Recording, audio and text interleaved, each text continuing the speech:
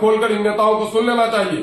सीमांचल के लोग भूखे रह सकते हैं, बदन पे कपड़े नहीं हो बर्दाश्त कर सकते हैं, लेकिन उन्माद को कभी बर्दाश्त नहीं कर सकते। परिवार खोज लीजिएगा, नस्ल खोज लीजिएगा, हड्डी खोज लीजिएगा, खानदान खोज लीजिएगा।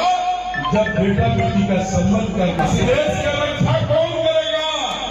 अगर मोदी जी नहीं होते क्या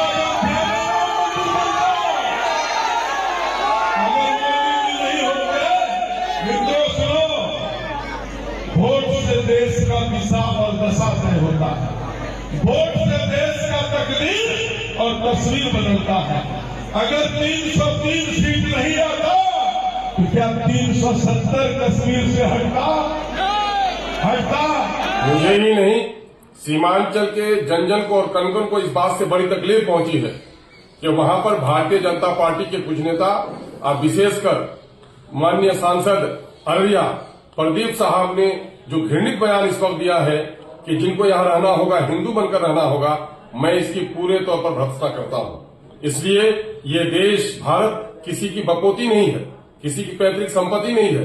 हिंदू, मुस्लिम, सिख, ईसाई, अगड़े, पिछड़े, गोरे, काले सबों का ये देश है। सबों को समान नागरिकता मिली हुई है और एक देश जो धर्मनिरपेक्ष देश हमारा है और हमारी धर्मनिरपेक्षता और हमारा जो सेकुलरिज्म है बहुत ही आइडियल है। वो ये है कि हर आदमी को इस बात की इजाजत है कि वो अपने धार्मिक आस्था और आदर्शों का पालन करे। साथ ही उसका दायित्व है कि दूसरों के धार्मिक आस्था, उनके धर्मस्थली, उनके धर्म ग्रंथ और उनके धर्म गुरुओं का आदर करे। इस आदर्शपूर्ण माहौल को अगर कोई बिगाड़ना चाहता है तो सीमांचल की जनता कभी भी उसको इजाजत नहीं देगी। कान खोलकर इन नेताओं को सुन लेना चाहिए। सीमांचल के लोग भूखे रह सकते हैं, बदन पे कपड़े नहीं हो बर्दाश्त कर सकते हैं, लेकिन उन्माद को कभी बर्दाश्त नहीं कर सकते। अगर धोखे की टट्टी से जीत गए हैं वो तो अपने आप को बहुत बलवान नहीं समझे। मामला ये है कि लोकतंत्र की हत्या होगी उस दिन जिस दिन धार्मिक उन्माद, जाति उन्माद पर लोग राजनीति करेंगे और ये लोग कर रहे हैं। इस बात की कतई इजाजत नहीं होगी। मैं जदयू के उन लोगों से पूछना चाहता हूं जो भाजपा को बैसाखी देकर जिताते हैं, ये नेता चुप क्यों है? इनके मुंह में क्या घुस गया है, नहीं बोल पाते हैं।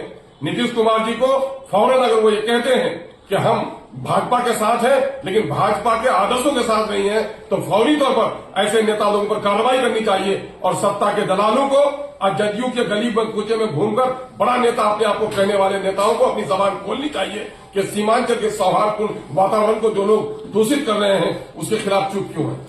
मैं समझता हूं सीमांचल की जनता कभी भी इस किस्म की घृणित बयानबाजी का समर्थन नहीं करेगी और आने वाले दिनों में इनको करारा जवाब मिलेगा। इन लोगों ने बहुत प्रयास किया है। पिछले दिनों में अमित शाह जी हो या मोहन भागवत जी भी हो, उस इलाके में आकर सबको हमारा सौहार्द, हमारी मोहब्बत, हमारी गंगा जमनी तहजीब खटकती है और ये लोग उसको बिगाड़ना चाहते हैं। सीमांचल की जनता कभी इसकी इजाजत नहीं।